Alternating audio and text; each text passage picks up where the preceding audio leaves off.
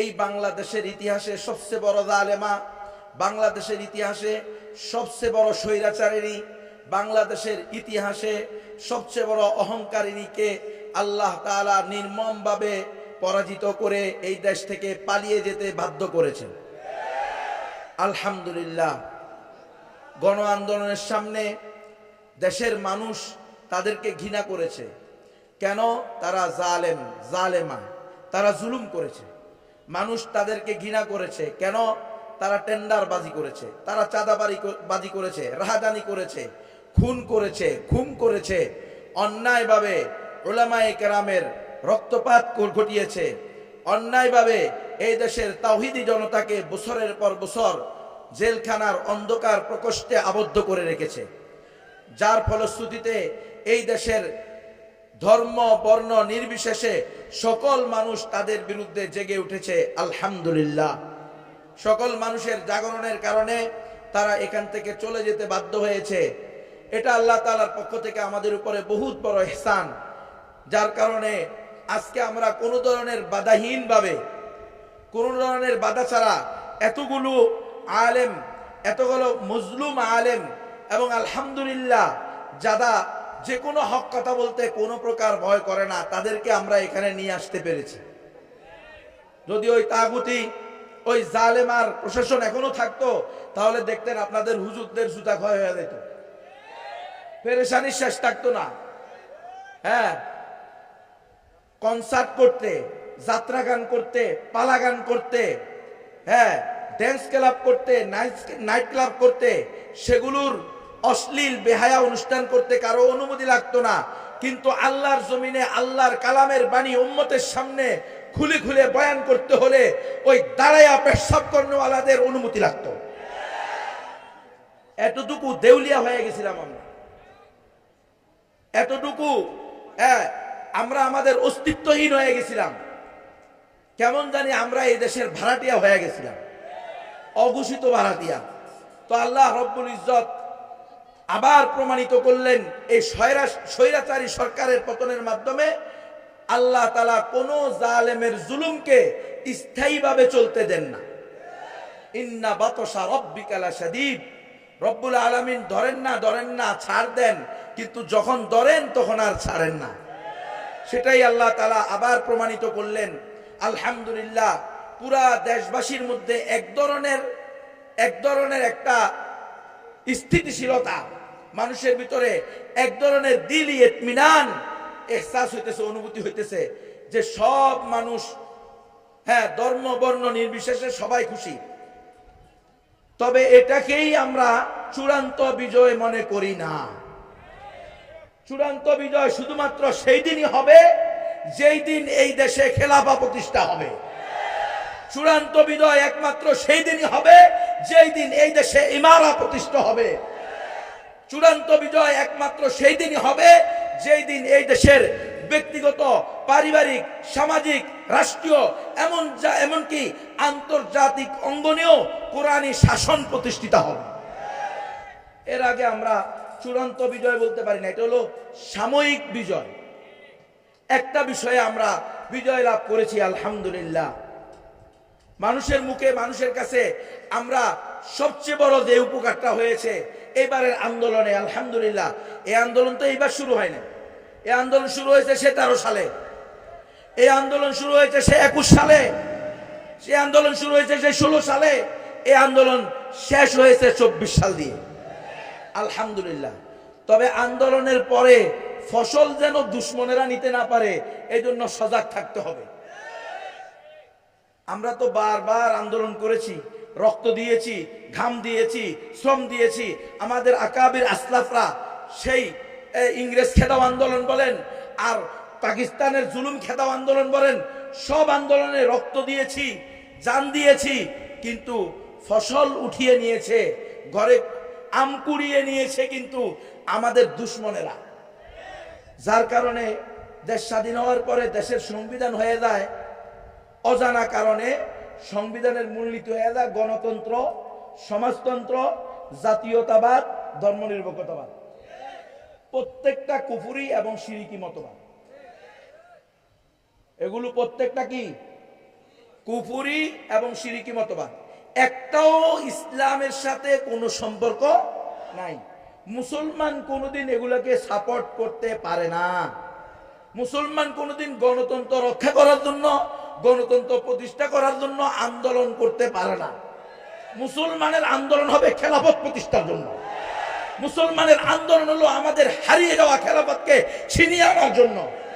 আমাদের থেকে যে খেলাফত তারা ছিনিয়ে নিয়েছে সেটাকে পুনঃপ্রতিষ্ঠা করা, এটা আমাদের ইমানি দায়িত্ব, ফরজ বিধান। নসবুল ইমামি ফরজুন, আকীদার কিতাবে পড়ে আছে, ঠিক আছে কি না কে জানে ওস্তাদজি? ঠিক আছে বলতেছে হুজুর। খলিফা প্রতিষ্ঠা করা ফরজ। কত বড় দুঃখের বিষয় যে আজকে গণতন্ত্রের গোলক দাদায় 100 বছর আমরা ঘুরতে ঘুরতে ঘুরতে ঘুরতে এখন আমাদের মতো লেবাসদারি নামি দামি কোন ক্ষেত্রে সেলিব্রিটি ব্যক্তিরাও বলে ফেলতেছে ওয়ালিয়াযু বিল্লাহি মিন যালিক, যে খেলাফত প্রতিষ্ঠা করা নাকি ওয়াজিব বা ফরজ কোনো বিধান নেই। হায় হায় হায় হায় হায় হায় হায় হায় হায়, এটা হলো গণতন্ত্রের বিস্ফল। গণতন্ত্র মানতে মানতে, গণতন্ত্রের অধীনে গোলামি করতে করতে নিজের অস্তিত্ব বলছে, নিজের দায়িত্ব বলছে। একজন আলেম কিভাবে বলতে পারে, কিভাবে বলতে পারে খেলাফত আমাদের ফরজ দায়িত্ব না? খলিফা প্রতিষ্ঠা করা বলে আমাদের ফরজ দায়িত্ব না, ওয়াজিব মানে কি? হ্যাঁ, হায় হায় রে, কি রে? হ্যাঁ, এরে মুসলমান সাবধান হন। এখনো আবার আমাদেরকে ছলে বলে কলে কৌশলে বিভিন্ন ধরনের কলা ঝুলাইয়া, কলা ঝুলাইছে না মুলে ঝুলাইছে আল্লাহ জানে। আমার এমপি বানানো হবে, আমার মন্ত্রী বানানো হবে, আমি প্রাইম মিনিস্টার হব। প্রাইম মিনিস্টার হইবেন না গোলাম হইবেন বুঝবেন পরে না। এমপি মন্ত্রী খাওয়াইব। ইতিহাস থেকে শিক্ষা নেন।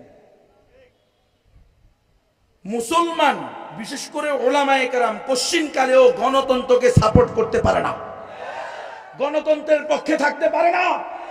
আমরা গণতন্ত্র বিরোধী। গণতন্ত্রের বিরোধিতার কারণেই আমাদেরকে গুম করা হয়েছে, 10 দিন রিমান্ডে দেওয়া হয়েছে, 3 বছরের মতো 32 মাস আমাদেরকে জেলখানায় আটকে রাখা হয়েছে। আমি, আপনারাও চিনেন, এই অঞ্চলেও আমি আলোচনা করেছি কম বেশি। আমি ওপেন একজন বক্তা, হেফাজত ইসলামের সাধারণ একজন কর্মী, কোনো দায়িত্বশীল না। আমি দাওয়াতের কাজ করেছি, মুসলমানদের মধ্যে আমলের দাওয়াত, অমুসলিমদের মধ্যে ইমানের দাওয়াত, নবমুসলিমদের পুনর্বাসন, খ্রিস্টান মিশনারির বিরুদ্ধে গণজাগরণ, জনসচেতনতা তৈরি করা। তাহলে আমি কি গোপন ব্যক্তি? কোন গোপন দলের সাথে সম্পৃক্ত? কিচ্ছু না। কিন্তু আমাকে গুম করে 10 দিন চোখ বেঁধে হাত বেঁধে রাখা হয়েছে অন্ধকার রুমের ভিতরে। একদিন কারেন্ট লটকায়া, কারেন্টের শর্ট দিয়ে পিটাইছে, আর বলছে যে তুমি কেন বলো একমাত্র সঠিক ধর্ম ইসলাম। তো আমি বলছি কি বলবো? বলে এটা আমি বলতাম যে এটা তো আল্লাহরই হুকুম, আল্লাহই বলছেন ইন্নাদ দীনা ইনদাল্লাহিল ইসলাম, আল্লাহর নিকট একমাত্র মনোনীত গ্রহণযোগ্য ধর্ম হলো। এই কথাটা পর্যন্ত আমরা বলতে পারি না। একমাত্র সঠিক ধর্ম ইসলাম, এই কথা বলতে কি লজ্জা লাগে, ভয় লাগে? তো তাইলে আলেম পরিচয় দেন কে? মুসলমান পরিচয় দেন কে? ইসলাম একমাত্র সঠিক ধর্ম, মুসলমান ছাড়া আর কেউ জান্নাতে যাবে না। তাহলে কোনো হিন্দু শহীদ হবে না, কোন শাতিমুর রসুল শহীদ হবে না, কোন নাস্তিক শহীদ হবে না। নাস্তিক শহীদ হবে? শহীদ হইতে হলে আগে মুসলমান হইতে হবে। অত কাফের, অত বেঈমান, তো আবার কিভাবে কি হয় শহীদ হয়? দেখেন, আপনি যদি আলওয়ালা ওয়াল বারা এর সীমা রেখাকে ঠিক না রাখেন, হ্যাঁ, এর প্রাচীর, সীমান্ত প্রাচীর ঠিক না রাখেন, এটাকে যদি ভেঙে দেন, তো কোন সময় আপনার মেয়ে হিন্দুকে বিয়ে করবে আর আপনার ছেলেকে খ্রিস্টানের কাছে বিয়ে দিবেন আপনি নিজেও বুঝতে পারবেন না। খুব ভয়ঙ্কর বিষয়। আমি বললাম আল্লাহর ঘোষণা হলো একমাত্র সঠিক ধর্ম ইসলাম, আর আমরা উলামায়ে কেরাম এবং মুসলমানরা হলাম আল্লাহর প্রতিনিধি, আল্লাহর পক্ষ থেকে দায়িত্বশীল কর্তব্যপ্রাপ্ত আমরা। আমাদের দায়িত্ব আল্লাহ যা বলছেন সেটা বলা। বলে না এই দেশ গণতন্ত্র দিয়ে চলে, সুতরাং তোমাকে বলতে হবে সকল ধর্ম সঠিক। তখন আমি বললাম, যদি এইটাই আপনাদের উদ্দেশ্য হয় তাহলে ক্রস ফায়ার দিয়ে দেন, আমাকে ছাড়ি দিয়েন না। ছাড়ি দিলে আমার একই ওয়াজ করব, গণতন্ত্র কুফরি এবং শিরকি মতবাদ, গণতন্ত্র দিয়ে ইসলাম প্রতিষ্ঠা সম্ভব না, সুয়ের ছিদ্র দিয়ে উট ঢুকা সম্ভব। মুসলমান খোদার কসম করে বলতে পারি, ইনশাআল্লাহ আমি গুনাহগার হব না, এই গণতন্ত্র দিয়ে ইসলাম প্রতিষ্ঠা সম্ভব না।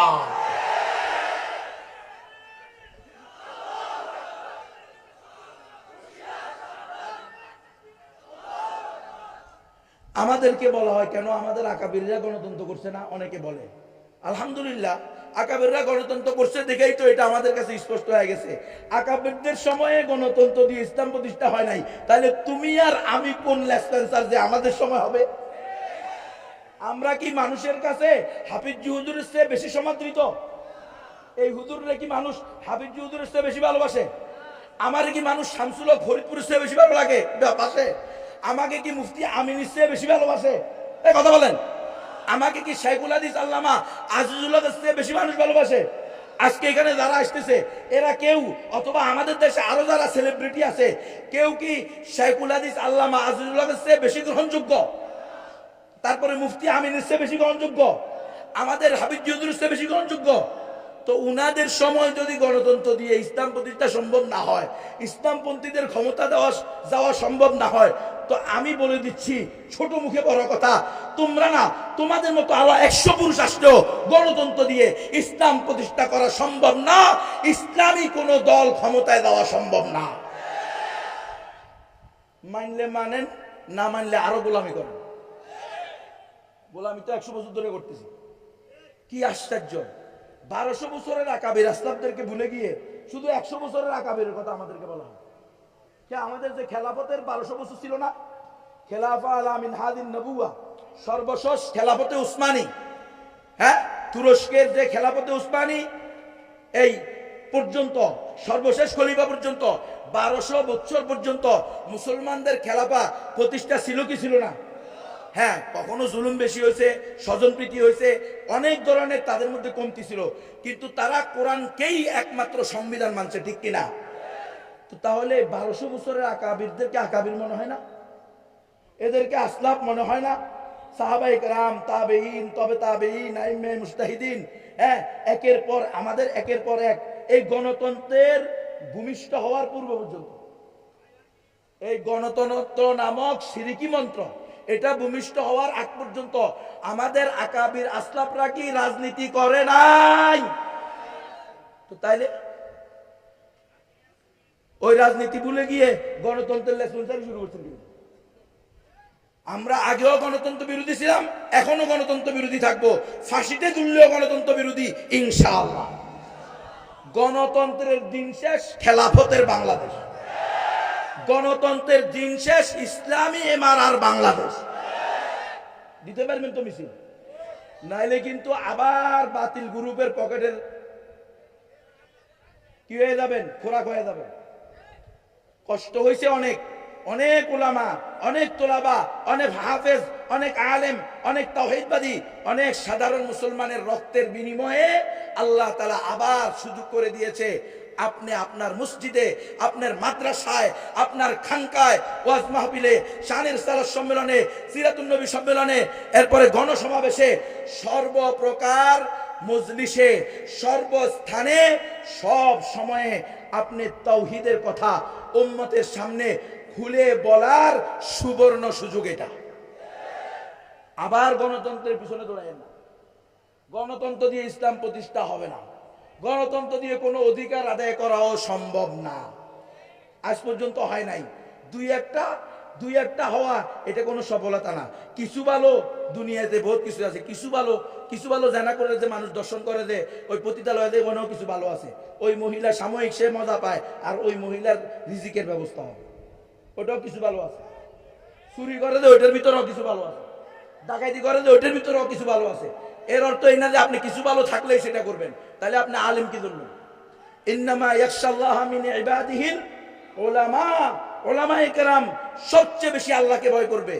আল্লাহ যেখানে বলছেন, হ্যাঁ, যে আপনি অধিকাংশ লোকদের ওয়া ইন তুতি আকসারা মান ফিল আরদি ইউদিল্লুকা আন সাবিলিল্লাহ, আপনি যদি অধিকাংশ মানুষের কথা মানতেন এই জমিনে, তো তারা আপনাকে বিভ্রান্ত বানাইত।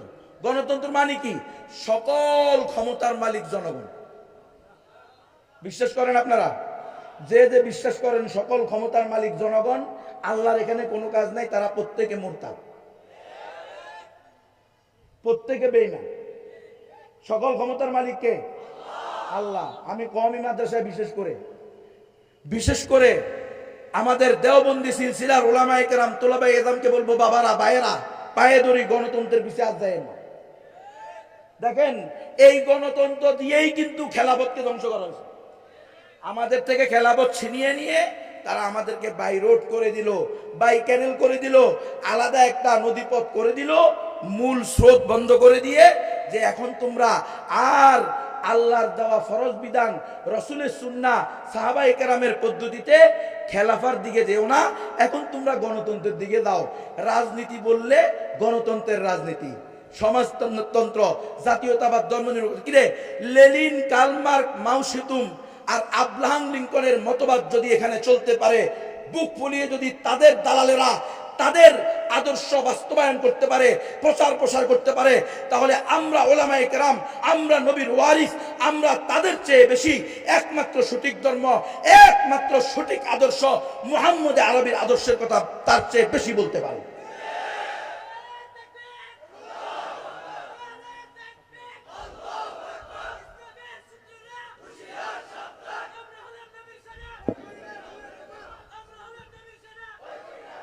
তাহলে যদি তোমরা কুফুরি মন্ত্র প্রচার করতে পারো, আমরা তাওহীদের মন্ত্র প্রচার করতে পারি ইনশাআল্লাহ।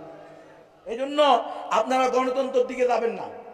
আমি বারবার বলতেছি, আপনি একটা নদীর মাঝখানে বাঁধ দিয়ে দিলে, এটা আজকে হোক কালকে হোক এই বাঁধ থাকবে না, 100 বছর পরে হলেও এটা ভেঙে যাবে, আবার তার রাস্তা সে ক্লিয়ার করে নেবে। কিন্তু যদি আপনি নদীর পাশ দিয়ে আরেকটা খাল করে দেন, আরেকটা রাস্তা করে দেন, এই নদী কোনোদিন কি হবে না, কথা বলেন, ভাঙবে? এটা আর ভাঙার কোনো কিনা সুযোগ নাই। ঠিক আমরা গণতন্ত্রকে যদি মেনে নিই, হয়তো আমরা বলবো যে আমরা সাময়িকের জন্য মেনে নিছি। সাময়িকের জন্য মেনে নিলেই তো, আগে তো সাময়িকভাবেই নেওয়া হয়েছে। প্রথম তো সবাইকে বোঝানো হয়েছে এটাই, যে আপনার লোক যদি আপনাকে বেশি ভোট দেয় তো আপনি ক্ষমতায় চলে যাবেন। আর এখন যারা আমরা করতেছি, তাদের মধ্যে কেউ কেউ বলতেছে এই গণতন্ত্র করা, এই নির্বাচন দেওয়া, এটাই নাকি উত্তম জিহাদ। দেখছেন, এটাই স্বাভাবিককরণ হয়েছে। গণতন্ত্রকে প্রথমে কি করা হয়েছে? স্বাভাবিককরণ হয়েছে, স্বাভাবিককরণ। এই স্বাভাবিক করতে করতে করতে করতে করতে আমাদের আকাবির আসলাফরা যখন চলে গেছে, তখন আমাদেরকে বুঝেছে তোমাদের মুক্তির একমাত্র রাস্তা এটাই। কেমনে? ওই যে মূর্তি পূজার গোড়ার কথা, মূর্তি পূজা আসলো কোত্থেকে? ইব্রাহিম আলাইহিস সালাম ইন্তেকাল করছেন, উনার ইন্তেকালের পরে উনার অনুসারীদেরকে, উনার সাহাবীদেরকে শয়তান আইসা মানুষের বেশি বুঝাইলো যে দেখো উনি তো চলে গেছে, তা এখন যে তোমরা ইবাদত করবা তো পুরাপুরি মন বসতে হবে না, এখন তিনি তো নাই, তোমাদের মন বসবে কিভাবে? তাহলে এক কাজ করো, তার একটা কি করো, পাথরে খোদাই করা একটা ভাস্কর্য তৈরি করো। মূর্তি না, এটার নাম হলো ভাস্কর্য। বুঝেন না আপনারা? এই ভাস্কর্য তৈরি করার জন্য সে কি দিল? মশওয়ারা দিল যে তোমরা তো এটা পূজা করবে না, এটা শুধু তোমাদের ইবাদতখানার সামনে রাখবা। পূজা করবে কার? আল্লাহ। ওটাকে দেখে দেবা, তাহলে তোমাদের মন বসবে। আচ্ছা ঠিক আছে। এই প্রজন্ম যখন চলে গেল, দ্বিতীয় প্রজন্ম আসলো, তখন বললো আরে তোমাদের বাপ দাদারা যাতে এত কষ্ট টাকা দিয়ে খরচ করে এটা বানাইছে, তোমরা এটাকে বাইরে রাখলা, রোদ্রে ভিজতে শুকাইতেছে, বৃষ্টিতে ভিজতেছে, তো কি করতে হবে? এটাকে একটু ঘরের ভিতরে ঢুকাও, ওই এক কোনায় রেখে দাও পিছনে, ঠিক আছে, পিছনের এক কোণে রাখো। এরাও পিছনে রাখছে, শুধু দেখছে, পূজা করে নাই। তৃতীয় গ্রুপ যখন আসছে, তৃতীয় প্রজন্ম, তাদেরকে বলতেছে হা তোমরা তোমাদের বাপ দাদার বানানো এই জিনিসটা, হ্যাঁ, তোমাদের আকাবের আসলাফরা যারা অনুসরণ করছে, যাদের মাধ্যমে তোমাদের বাপ দাদারা হেদায়েত পাইছে, সেটাই হলো একমাত্র কে? এই ছবিটা, এই মূর্তিটা, এই ভাস্কর্যটা, এটারে অন্তত সামনে রাখো, পূজা করো আল্লাহরই, এটা কি থাক, সামনে থাক। চতুর্থ প্রজন্ম আসার পরে বলছে তোমাদের বাপ দাদা এটারই পূজা করছে। বুঝেননি কিছু? এখন গণতন্ত্রই জিহাদ হয়ে গেছে। নাউযুবিল্লাহ। আমি খোদার কসম করে বলতে পারবো, আমাদের আকাবের আসলাফরা, বলেন আপনি হাবিবজি হুজুর, বলেন আপনি শেখুল হাদিস সাহেব হুজুর, বলেন আপনি মুফতি আমিনী রাহিমাহুমুল্লাহ রাহমাতান ওয়াসিয়া, উনারা কেউ এই গণতন্ত্রকে কোশ্চিন কালেও জিহাদ বলেন না, এই ভোট দেওয়াকে কোনোদিন জিহাদ বলেন না। কিন্তু আজকে এটাকে জিহাদ বলা হইতেছে। এটাই হলো ধারাবাহিকভাবে প্রথমে সহজকরণ, কথা বলেন নাই, এটাকে সহজ করা হইতেছে, সহজ। এরপরে এটাকে আইন করা হবে। আপনারা বুঝলেন না সহজ করা কেমনে হয়? আরে এই যে আমাদের মাসাসিরা, দাদিরা, নারীরা, হুজুরের মার বিয়া, হুজুরের নিজের বিয়া অথবা হুজুরের দাদির বিয়া কত বছর বয়স হয়েছে হুজুরে জিজ্ঞেস করেন, তো হুজুর বলবে হয়তো 8 বছর, নয় 9 বছর, নয় 10 বছর, নয় 11 বছর, নয় 12 বছর, নয় 13 বছর, নয় 14 বছর, নয় 15 বছর সর্বোচ্চ। হুজুরের দাদির বিয়া, মার বিয়া কবে হয়েছে জিজ্ঞেস করতে হবে। আমার মার বিয়েটা আমি বলি, আমার মা আমারে বলছে, বাবা আমার বিয়ে হয়েছে যখন আমি গোবর টোকাইতে গেছি, গোবর কুড়াইতে গেছি। গোবর বুঝেন আপনারা? গরুর গোবর, আগের দিনে মানুষের গরুর গোবর দিয়া কি বানায় না, মুট্টা। আচ্ছা ঠিক আছে, মুট্টাই করি, যেটা আপনারা বুঝেন ওটা আমিও বুঝি। মুট্টা বানাইতো, জ্বালানি বানাইতো আর কি। হ্যাঁ, তারপরে খেতে দিত, ফসলের উর্বর ক্ষেতের ফসল উর্বর হইতো, জমিন উর্বর করার জন্য। এটাই বলে গোবর টোকাইতে গেছে। একটা মেয়ে গোবর টোকাইতে গেলে তার বয়স কত হয় ওই সময়? 20 বছর। গোবর টোকায় কয় বছরের মেয়ে? 8, 9, 10, 11, 12 সর্বোচ্চ। 12 বছরের পরে সাধারণত কোনো মেয়ে যায় না। বলে গোবর টোকাইতে গেছি, গোবর কুড়াইতে গেছি, সেখান থেকে ডেকে এনে তোমার বাপের হাতে তুলে দিছে। 3 মাস পরে বুঝছি যে আমার বিয়ে হয়েছে মামাতো ভাইয়ের সাথে। তোমার বাপ হলো আমার মামাতো ভাই, আমাদের বাড়িতে গেছে, তো আমার আব্বা আমার মামারা গেছে আগেই, খালতো বোনে পালতো, খালাতো বোনে লালন পালন করতো। গোবর টোকাই দিয়েছে, ওখান থেকে ডেকে এনে বলছে পুকুর থেকে গোসল করে আনো। নিজে গোসল করে আসি। দুলাবাইয়ে গোসল করা নাই, নাউজুবিল্লাহ মিন যালিক। আর এখন তো দুলাবাইয়ে গোসল করা না রে, গজব রে। এটার নাম হলো ডিজিটাল। আর এখন তো স্মার্ট। এখন কি রে, এই স্মার্ট যুগে এসে রফিক মাদানিরে ল্যাংটা করে মাইয়া লাগাই দিছে। এই স্মার্টের মাথা ভরে পেশাব করবে না, এই ডিজিটালের মাথা ভরে পেশাব করি, এই গণতন্ত্রকে পা দিয়ে লাগতে পারি। বুঝো না, ইমান হারা হইছো, ইজ্জত হারা হইছো, এরপরেও ওই ইহুদি খ্রিস্টানদের দালালি ছাড়া নাই তো তোমাদের কপালে দুর্গতির শেষ নাই। একজন আলেমের জন্য একটা বেশ্যা মাইয়া লাগাই দিছে। আপনি কি মনে করেন আপনি এটা? হ্যাঁ, কলিজা রক্ত করে না। এরপরও এই হুজুরে মানহাজি করে অ্যাটাক দেয়। মানহাজি, রে দুঃখ রে, আমার বাহিরের লোক আমারে দুশ্মন, আমার সাথে দুশ্মনী করবে, আমারে মুজাহিদ বলবে, জঙ্গি বলবে, সন্ত্রাসী বলবে, উগ্রবাদী বলবে, মানহাজি বলবে, হ্যাঁ অতি জজবাতি বলবে, আমার দুশ্মনেরা বলবে। কিন্তু যখন আমার উস্তাদ বলে, আমার মুরব্বী বলে, আমার ভাই বলে, আমার সজাতি বলে, তখন আর কষ্ট রাখার জায়গা থাকে না। জিহাদের কথা বলা মানহাজি কেন? খেলাফার কথা বলা মানহাজি? তো তাহলে এই দেশের সকল মুসলমান মানহাজি হবে, কিন্তু গণতন্ত্রের কথা যারা বলে তারা হলো মুনাফেকের জামাত। আপনারা মুনাফেক হবেন না ইমানদার হবেন? কথা ক্লিয়ার? ভালো লাগলে শোনো, না ভালো লাগলে আড্ডা দিও না, সমস্যা নেই। আমরা ওয়াজ করি খাই না, আল্লাহ খাওয়া এই জন্য খাই। এর গুড়ার ডিমের ওয়াজ জীবনে দাওয়াত দিবেন না, লিখে দিবেন, হুজুর বলবেন গুনবী এই কিশোরগঞ্জে ঢুকা নিষেধ। বেটা আমরা তাগুতে ওই 19 জনের লিস্টে নাম দিছে, 119 জনের লিস্টে নাম দিছে, সেটারই আমরা ভয় করি না। আমরা আব্রাহাম লিঙ্কনের ভয় করি না, আমরা সুপার পাওয়ারের ভয় করি না। তোমার মতো এই সমস্ত ল্যান্সারের ভয় করার সময় আছে নি?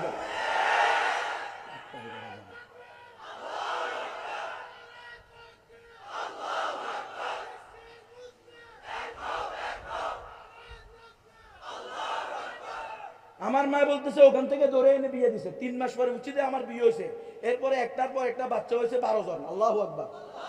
আমরা 6 ভাই 6 বোন টিকে আছি, 2 জন দুনিয়া থেকে আগে গেছে। কজন হয়েছে এবার?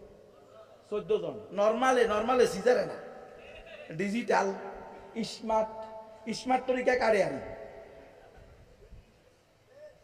বিয়ে হয়েছে কয় বছর বয়সে? 12, 14, সর্বোচ্চ 15। জিজ্ঞেস করেন হুজুরে, জিজ্ঞেস হুজুর মার বিয়ে কত বছর হয়েছে, জিজ্ঞেস জানি না আমি। জিজ্ঞেস করলে ওরা মনে বিয়ে করতে বছর বয়স কথা এরকমই।